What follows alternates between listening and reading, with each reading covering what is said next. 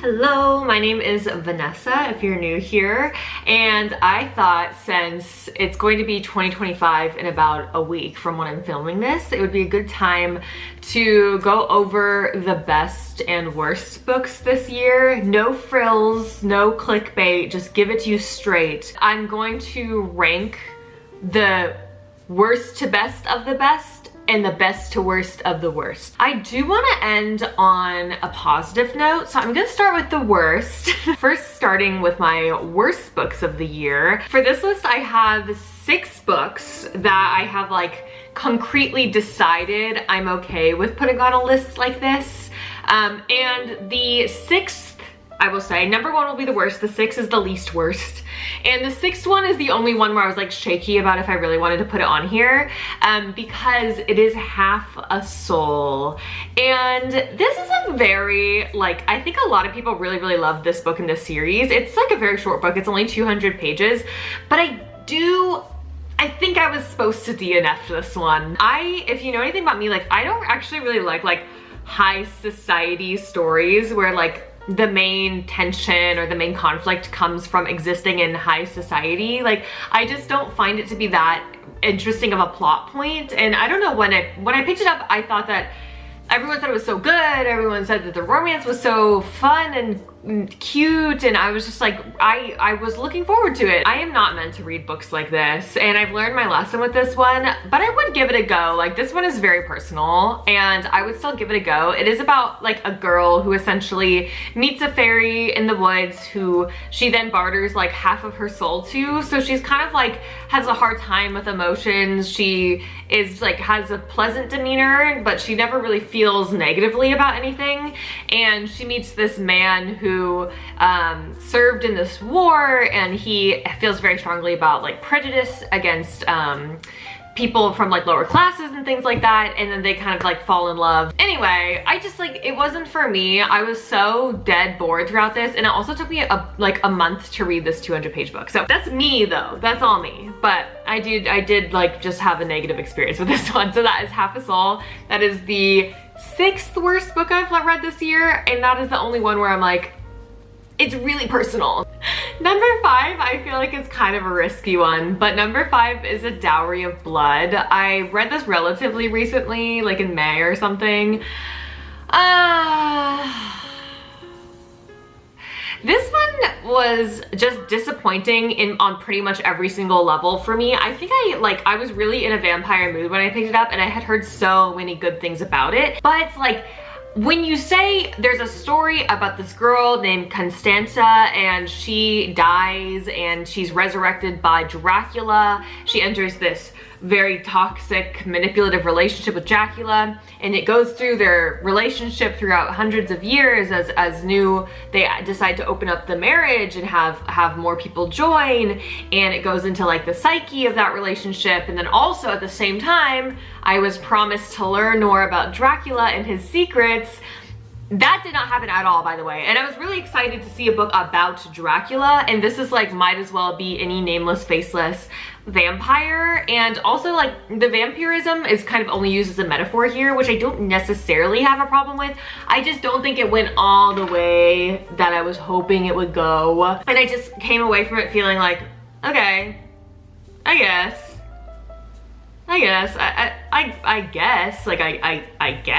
like that was the feeling that I came away with it from. I just felt like it was so surface level. If you want that story about vampirism and toxic relationships, and you also want an interesting story about vampire lore that is very layered in that fantasy way as well, you should just go watch Interview with the Vampire. I guess you could read Interview with the Vampire too, but I recommend the TV show more than I recommend the book series, because that was like what I was expecting, and that's not what I got. Number 4. This one.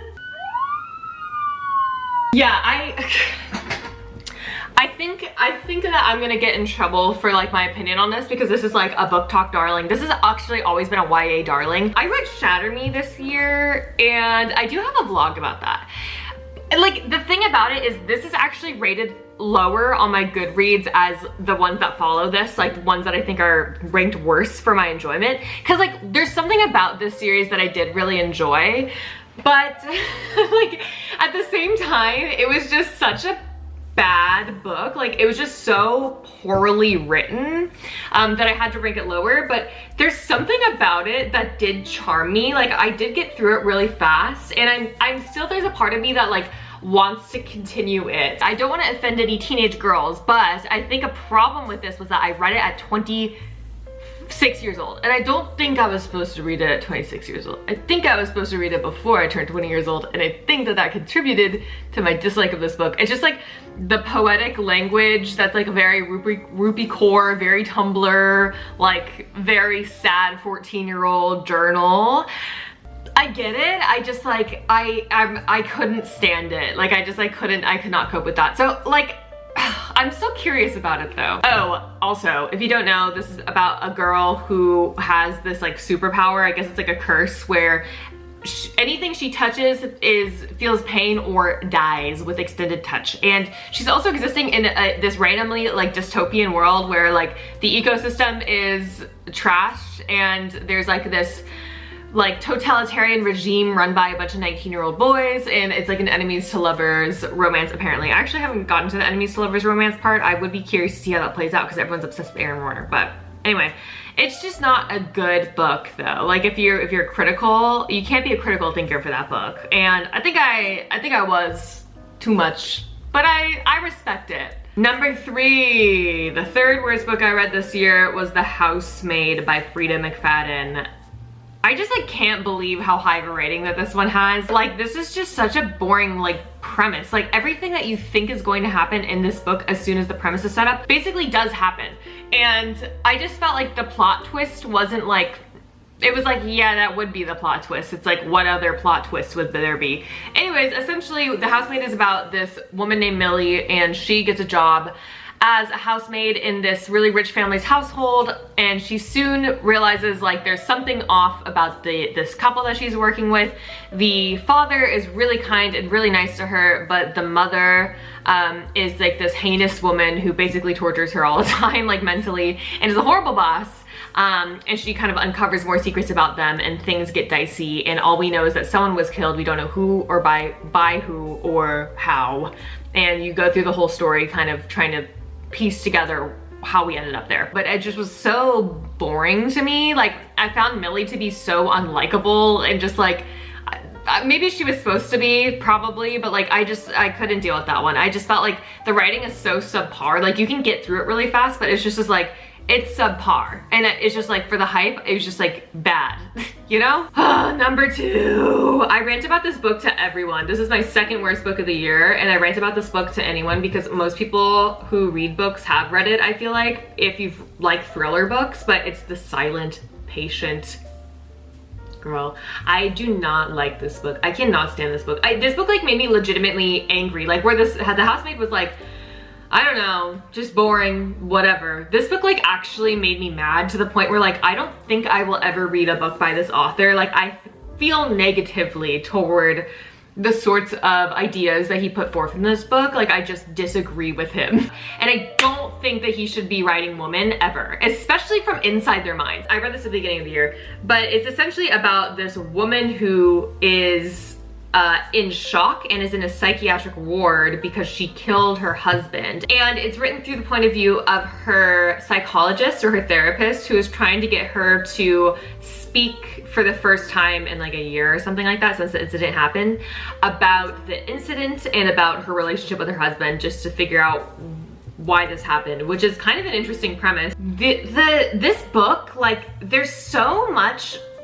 issues around like the portrayal of women. For example, like the evil woman is notably always described as fat and ugly. Like we keep coming back to how ugly and hideous, and how she spits when she yells, and how she's so fat, she's overflowing with fat. And it's seen as this like super negative thing, and it's like equating how horrid she is with how ugly she is. Like that is something that's done a lot. Meanwhile, we have this other character, and she's waif-like, and she's pale, and she's just like, she's so pale you can see her blue veins, and she just looks so fragile. And how can someone so fragile and beautiful be this broken? And it's like that is the sort of language that we're using here, and it's like clearly she's more sympathetic because of her stature and her looks, and like it's just ooh ooh ooh. And also at one point we are inside of a female character's head, and he's like, this author does this thing, I don't know if he thinks women are usually like this, but I guess this character's like this, or I don't know, but like he kept harping on the fact that like this character just wants to have sex with her husband all the time. She's ravenously hungry for sex. She just, and whenever he's gone, she just misses him and just thinks about how horny she is for how much she wants to have sex with him.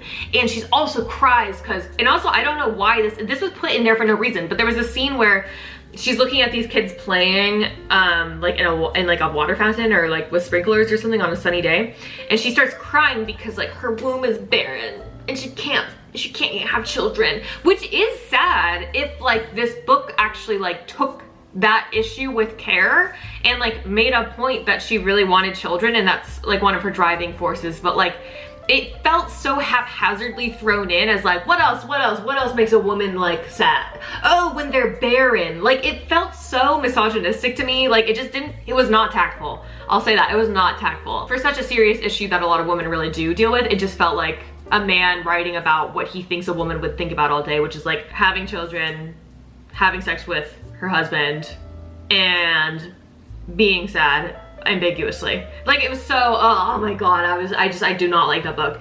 And I guess if you like it, no offense, but like I'm not picking up another book by that author. I heard that the Fury is even worse in its portrayal of women.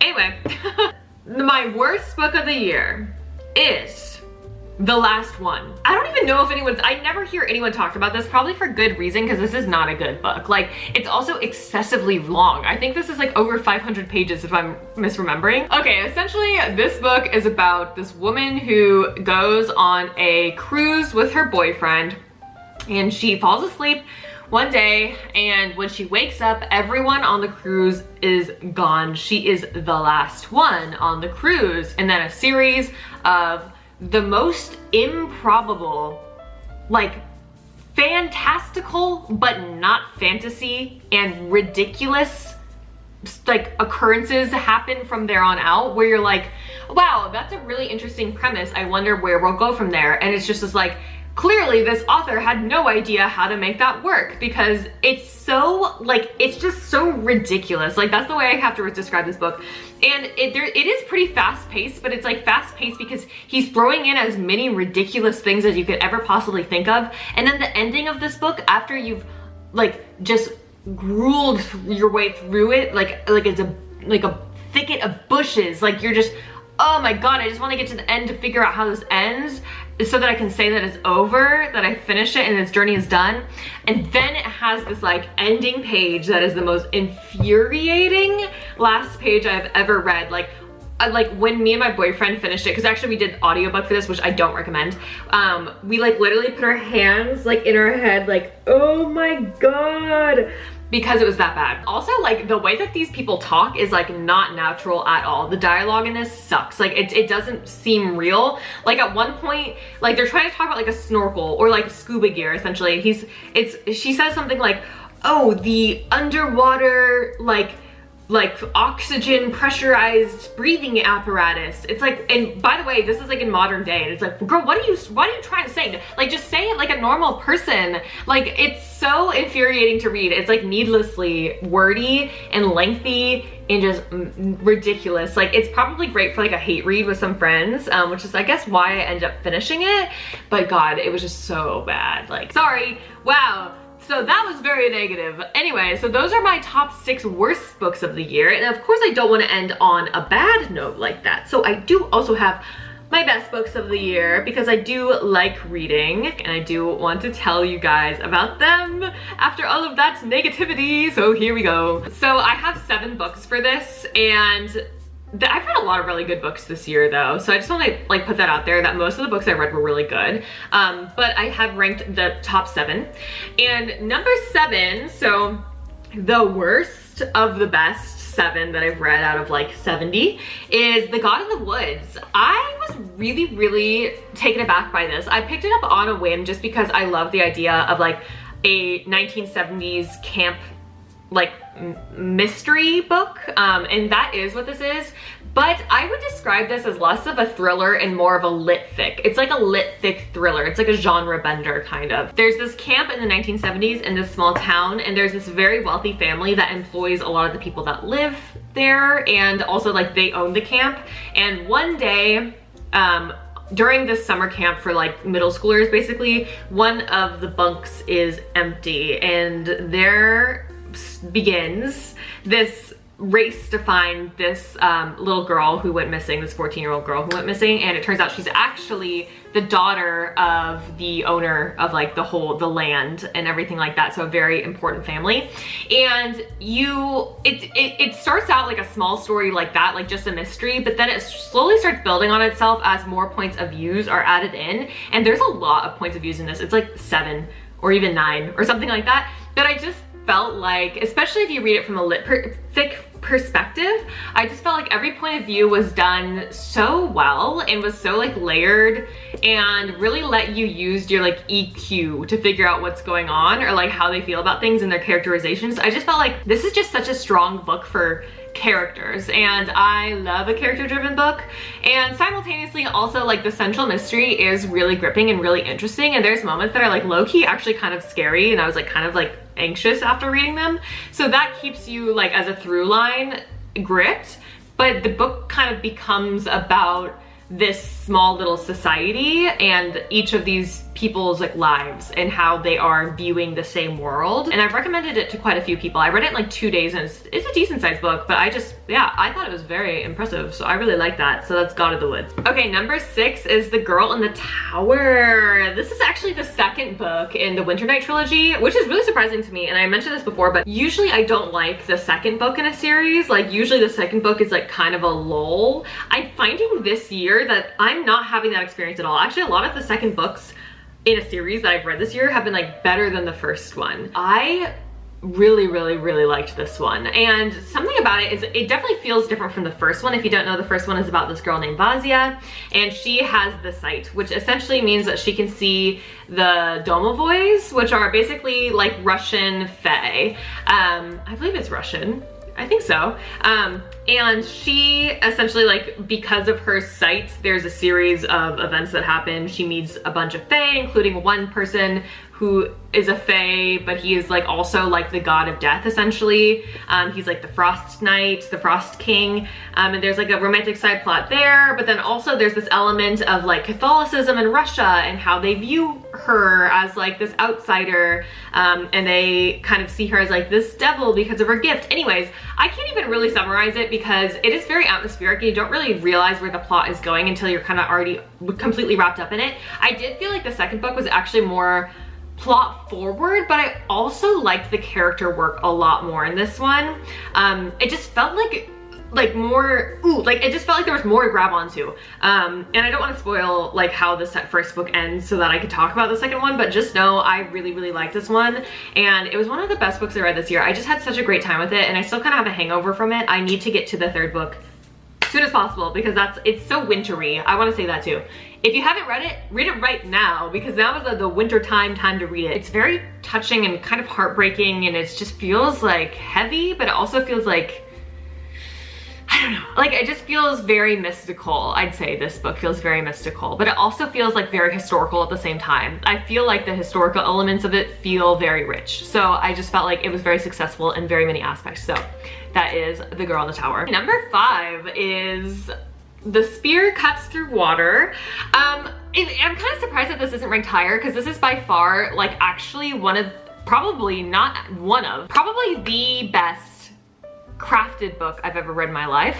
How do I even describe this book? It's really hard for me to completely convey what this is about. In short, it is about this boy who's growing up in a time of war, and he gets told stories by his grandmother about like the old country, and she's basically telling him an epic tale about this boy who goes on a journey and is joined like by this reluctant ally who is the knight of like this huge regime of like evil overlords, and he's one of the sons and he's a knight, and they have to team up to transport something important across the old country, and it's a series of various battles and this huge epic journey. So he's being told that, we're in second person from his point of view, being told that story from his grandmother, but then we also switch to third person point of view to essentially experience the epic tale. And then at the same time, our main character has been invited to watch this epic tale play out in like a dream theater in his sleep. So he hears it from his grandmother, but he also gets to watch it in his sleep in the dream theater, which he thinks is kind of all in his imagination. But it's really fun because you're listening to this epic tale and then also you're getting stage directions at the same time. So you can imagine it at times as if it's being shown on a stage as like a ballet or something like that. But then other times the narrative shifts and it feels like you're just reading a book about an epic tale and you're like there in the action, and it's very real. And it's just like, oh, see how it's so hard for me to describe? This was so like masterfully done. Like I loved this. I thought this was so good, and I sobbed at the end of it. The central story that really is about the two boys and their relationship throughout this journey, and I just like, it's a very like once in a lifetime type read. So if you haven't read The Sphere Cuts Through Water yet, I highly recommend it. There's no way for me to fully convey this book to you. You just have to go on that ride for yourself. Number 4, I'm also surprised this is kind of low. I guess I just really like all of these, so it's hard for me to rank, but number 4, as in the 4th best book I read this year, is the first book in the 5th season trilogy.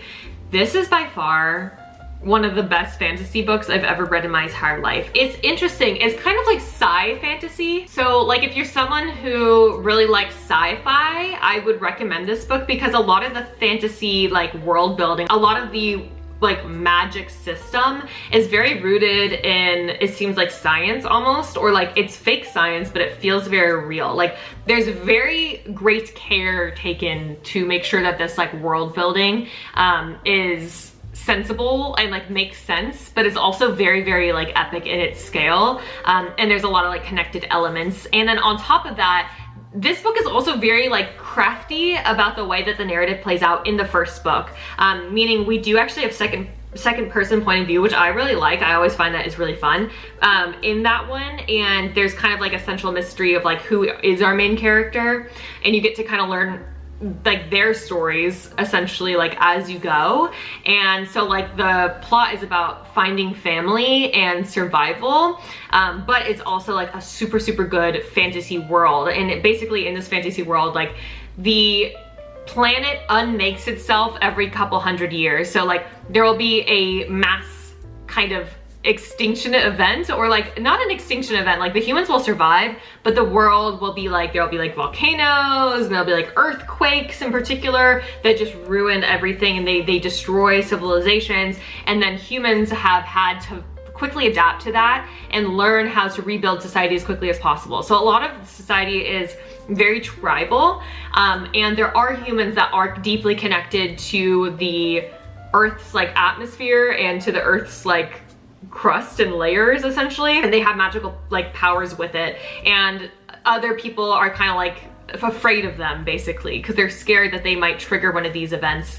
And yeah, so it's very interesting. Like the politics that are discussed around those magic users essentially is of course really fun, but just like the concept of humanity having to rebuild itself from scratch every like 100 years is so gripping. Like I seriously, if you haven't read it, now's the time to read this one. Okay, my number three, oh my god, you guys. So this is something that I've actually been filming a reading vlog for, so I hope that that sees the light of day at some point. But I picked up An Ember in the Ashes. I know, but I picked up An Ember in the Ashes for the first time in my life like a week ago. And I'm on book 4 now. I've been blowing through this series. I am obsessed with this. This is like YA like perfection. But at the same time, I don't know how this is YA, you guys. This is like one of the most brutal, violent books I've ever read in my whole life. I don't understand how it is labeled YA.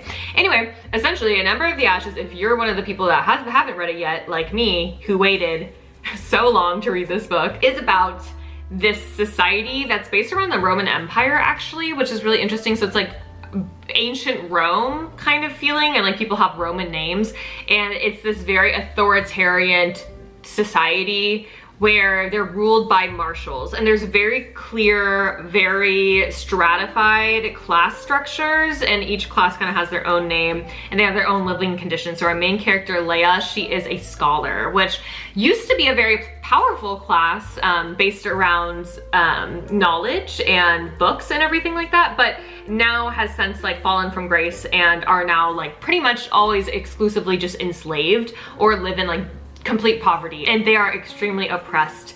And there are the Illustrians and the Marshals, which are kind of at the top of the food chain, and a lot of the Marshals are a part of this like war college, or they go through a very rigorous war college program in order to become like these master fighters and become a mask, which is when like a silver mask is basically like imprinted onto your face to label you as a mask. And so our girl Leia, our scholar Leia, her family is killed and her brother is kidnapped by a mask. So she sets out on this journey to join the resistance groups to find where her brother is and try to rescue him, the last family that she has. And just like the way that the story unfolds from the first book, it gets crazy. But like the first book in and of itself, like is just such a route. Like it's so much fun, but at the same time, it's so heavy, and you do really feel for these characters and like their anguish. It's like very justified and you really feel it. And I just felt like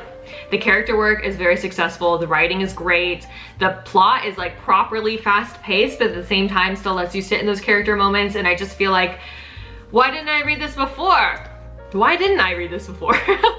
It's like I'm the last person to read this on earth. And then I also want to mention the second book in this, I finished it in 2 days flat. I loved A Torture Against Night. I love Helene. I love Helene. Yes, she's my girl. I love Helene. So she's my new favorite character of the entire year. So part of the reason why I've loved the series so much is because I found a character again where I just like, I go to work and then I listen to music on the way home and I think about Helene, and then I picture her in music videos, and I love, like, she's such a fascinating character, and she's also very layered. But I do plan to have a reading vlog for that, so I won't get into it much more than that. But yes, Member of the Ashes, you guys were right. Yes, you guys were right. Yes, yes, yes, yes. Oh, number 2. This was what I had marked at my 6-year mark as my favorite book of the year so far. It's now my second favorite book of the year so far, but it is Spinning Silver by Naomi Novik.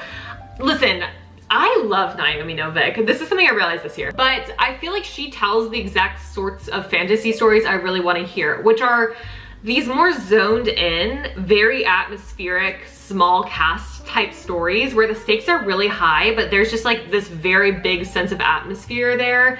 And I just feel like she's very successful at making a world feel so like magical. Like the way she describes magic is very, I don't know, I was just really impacted by it, both in Spinning Silver and Uprooted this year.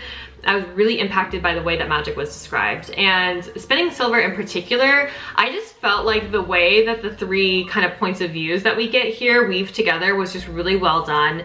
And I was just gripped by this the whole time. And there's a part of me that just like stayed in that book, you know what I mean? And I can't even put into words what exactly it is about it. It's not like I think Naomi Novik is interesting because she's super divisive as a writer. I can actually see what people mean when they say that her writing is a bit stilted, but to me, something about the standoffish almost, like the almost like separated kind of writing style that she has feels very fairy tale. And I think that that's what lends itself to that mystical, magical feeling. But that's not gonna be for everyone, and I understand that, but it is for me. And something about her writing style, the types of stories she tells, the types of fairy tales that she, and the way that she's able to pull the ambiance out of those fairy tales, it just works really well for me. So I love Spinning Silver. The number 1 best book I've read this year. This is left field. This was released literally in October, I think, but it is The Scholar and the Last Fairy Door by H.G. Perry. Yup. This is really surprising actually, because I feel like I had like decently high hopes for this because I love fairies, but I wasn't expecting this book to be what it was. And it's interesting because apparently this is the least shelved book on all of my read books on Goodreads. I got that statistic today. And by the way, the most shelved was The Silent Patient, ironically. So I was very deeply disappointed by that, but I don't see why, because like this is so interesting, and I really have been saying I recommend this book for anyone who has read Babel, because there is a lot of overlap between the way that that story is told and the way that that story plays out and the way that this story plays out. And the reason why, and it's like considered a dark academia, but I call it like a dim academia. Like, it's not light academia, but it's not dark academia the way that Babel is. But it does take place in a magical university, and it follows a group of friends over the course of multiple years up until their adulthood. And they all come from different backgrounds, and they all have a different relationship to their studies and different reasons for studying the fairy knowledge that they're in this magical school to study, and different stakes for staying in this program. So seeing how their individual character motivations and where they come from have affected who they become as adults is really, really fascinating. And I felt like, I was thinking like halfway through this, like this isn't really gonna go a Babel route. Like I'm having really fun with this as like a fairy story and as like a dim academia story, but like themes wise, I'm not expecting too much from it. And then the themes really did take it there about like colonization and oppression. And I'm not saying it did it the best that I've ever read it. Of course, Babel does that very well, but it does go there. So if you want something like that out of it as well, it does have that. But the fairy story in this is like one of the best fairy stories I've ever read.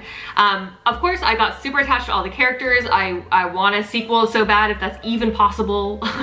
But on top of that, and just loving the characters and loving their friendship, I love this portrayal of fairies. And I've mentioned it in like every other video, but I love creepy, messed up, mean, nasty fairies, and this has all of that. And it's like the kind of insectoid type fairies. I don't want to give too much away, but I literally highlighted the description of fairies in this, like the physical description of fairies in this, because it's by far like the best visualization of my favorite type of fairy. So if you're someone who you're like, I love fairy books, and let me cut through that book talk BS of like hot men as fairies, which I also love, don't even get me wrong, but you want like a true fae story. This is a true fae story, and it also takes place in the 1910s, I believe, or the 1920s. So it kind of overlaps with this like World War I situation, and World War I did have like fantastical elements to it as well. So that's why I describe it as